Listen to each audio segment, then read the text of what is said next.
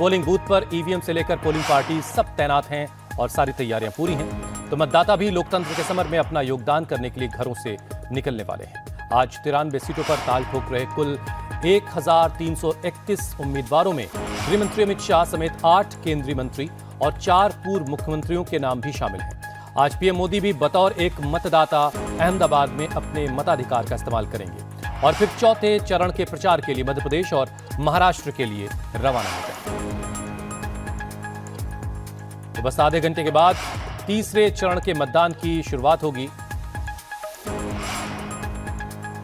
और ये पुरुषोत्तम रूपाला को आप तस्वीरों में देख पा रहे हैं मंदिर में पूजा अर्चना करते हुए। आज मतदान है, धड़कनें बढ़ी होंगी तमाम उम्मीदवारों की और आज 1331 उम्मीदवारों की किस्मत का फैसला आज ईवीएम में कैद हो जाएगा।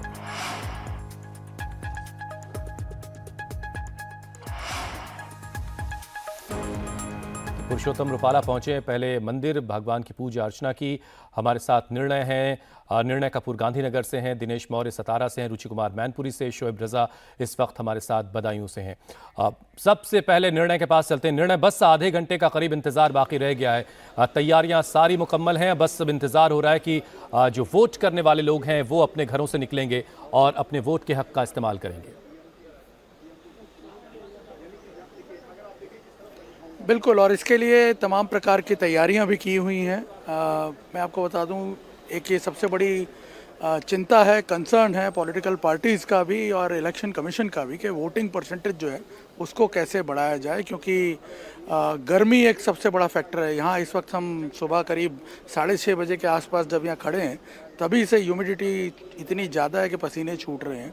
तो आप अंदाज़ा लगाइए जैसे दिन चढ़ेगा तब क्या हालत होगी।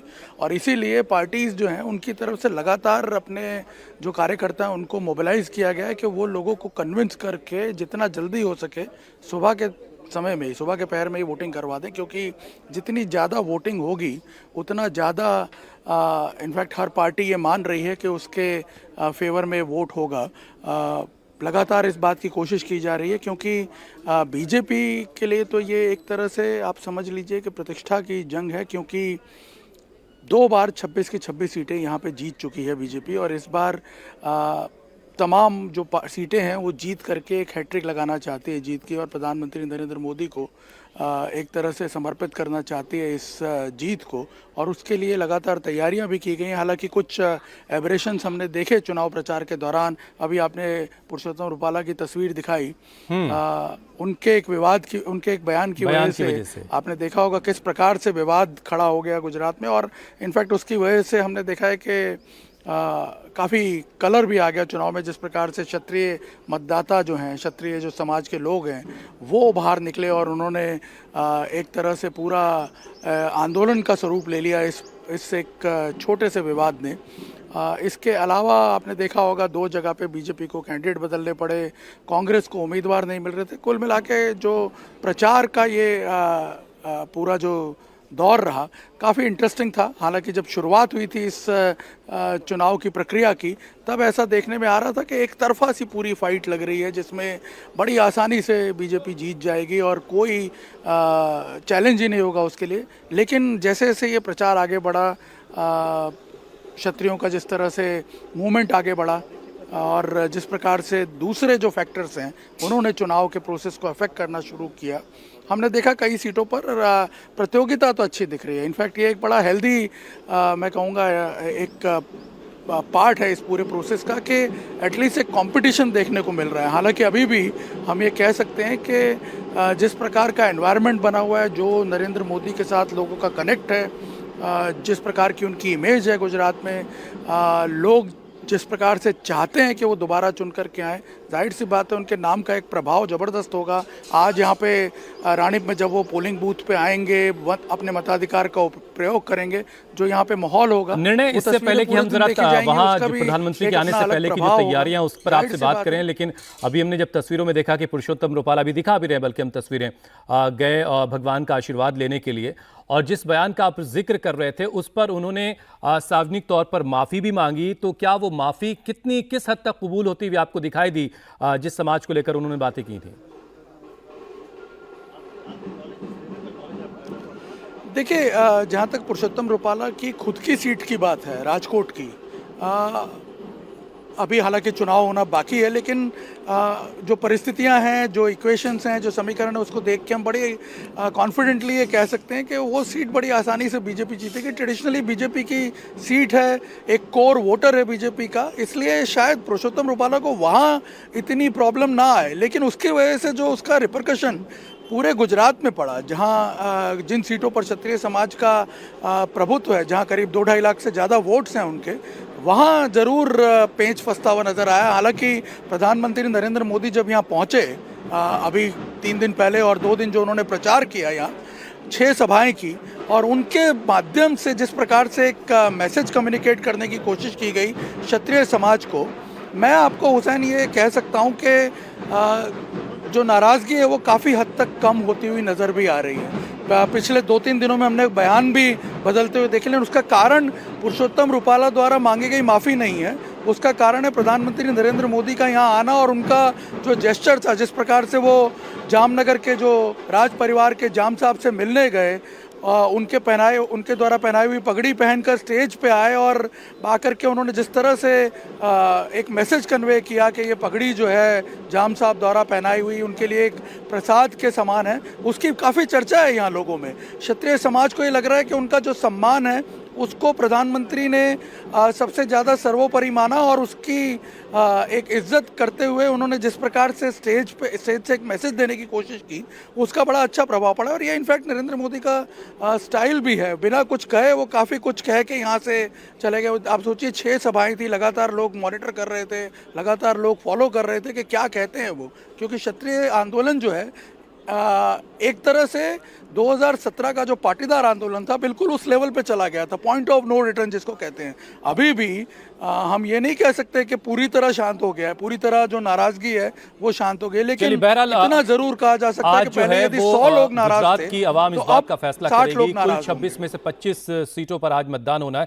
एक बार अगर निर्णय मुमकिन हो आपके लिए तो जरा कैमरा पैन करके हमें जरा वहां की तस्वीरें दिखा दें, ताकि दर्शक देख पाएं कि जहां प्रधानमंत्री पहुंचने वाले हैं वहां पर किस तरह की तैयारियां हैं इस वक्त। बिल्कुल, मैं इनफैक्ट आपको दिखाऊंगा यहाँ पे इस बूथ पे क्या माहौल है।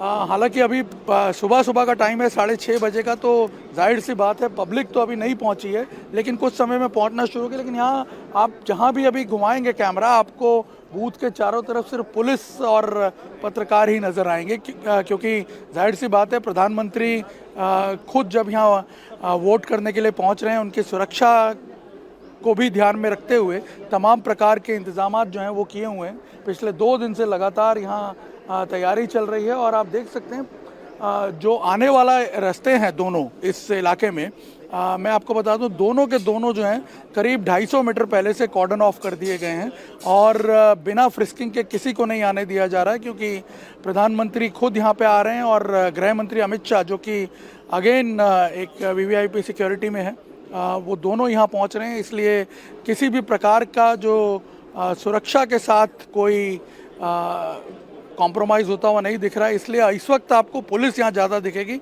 और वैसे भी मैं आपको बता दूँ, पहली बार हम देख रहे हैं इतने लंबे समय के बाद प्रधानमंत्री काफ़ी जल्दी यहाँ वोट करने आ रहे हैं। अमूमन हमने देखा है कि वो 9 बजे के बाद आते हैं, 9:30 बजे के आसपास जनरली यहाँ पे वोट करने पहुँचते हैं, लेकिन आज तब तक काफ़ी पब्लिक पहुँच चुकी होती है। इस बार आपके पास दोबारा लौट कर आएंगे। अब जरा चलते हैं मालदा, जहाँ से अमित पालित इस वक्त हमारे साथ जुड़ चुके हैं। अमित, बंगाल में उत्तर मालदा, जंगीपुर और मुर्शिदाबाद जैसी सीटों पर आज मतदान होना है। आप वहाँ किस तरह का उत्साह देख रहे हैं, क्योंकि वहाँ की लड़ाई बड़ी खास हो जाती है? बिल्कुल बिल्कुल, इस वक्त मैं मालदा दक्षिण के सीट पर हूं, और मैं बता दूं कि जितना इंटरेस्टिंग इस वक्त मालदा उत्तर का है, उतना ही इंटरेस्टिंग इस वक्त मालदा दक्षिण का भी सीट हो गया। और आप जानते हैं उसकी वजह क्या है, क्योंकि अब्दुल गनी खान चौधरी, जिन्हें बोलते हैं ना बरकत दा बोला जाता है, अब उनके परिवार के लोग ही आप कह सकते हैं कहीं ना कहीं टसल में है, क्योंकि एक तरह से आप जानते हैं कि उनकी जो घर की जो उनकी नीस थी, उनकी जो भतीजी थी, वो टीएमसी में थी। टीएमसी से उनको लोकसभा का अभी टिकट नहीं मिला है, उसके जगह पे दूसरे कैंडिडेट को यहाँ पर टीएमसी ने उतारा है, शाहनवाज को दक्षिण में। लेकिन जो यहाँ पर टक्कर है वो है, आपको मैं बता देता हूँ, सबसे इंपॉर्टेंट जो है ईशा खान और साथ ही साथ शिरूपा मित्रा, ये दोनों जो हैं इनके भी जबरदस्त टक्कर है।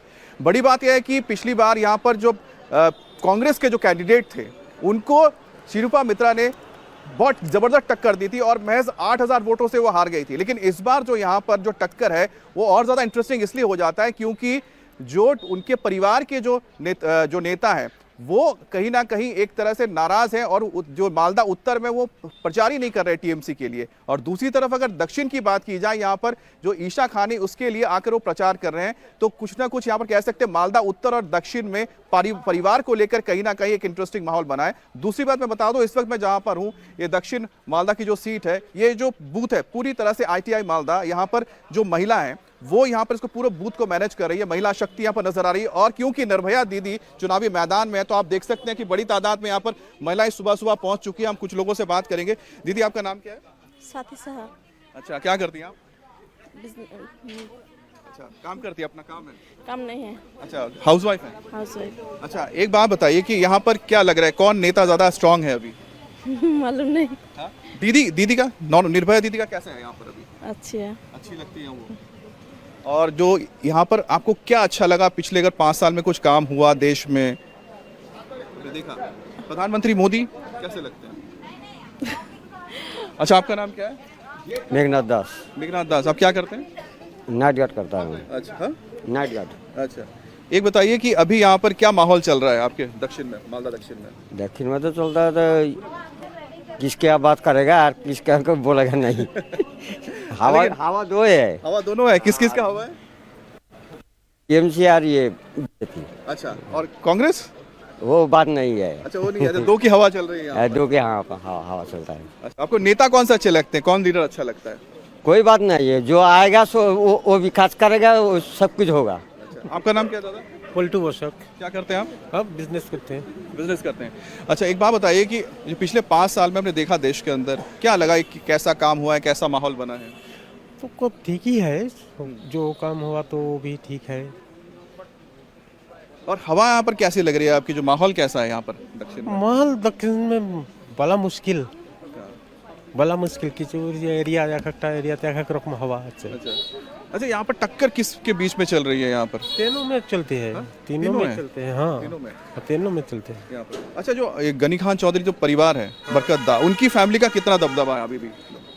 भी तो है उनका, तो गनी खान का नाम तो है, उसका नाम पर ही वोट होता है, उनका फैमिली का वोट। चलिए अमित, आखिरी फैसला बहरहाल वहाँ की जनता करेगी। देख रहा है, वोट होता है। ठीक।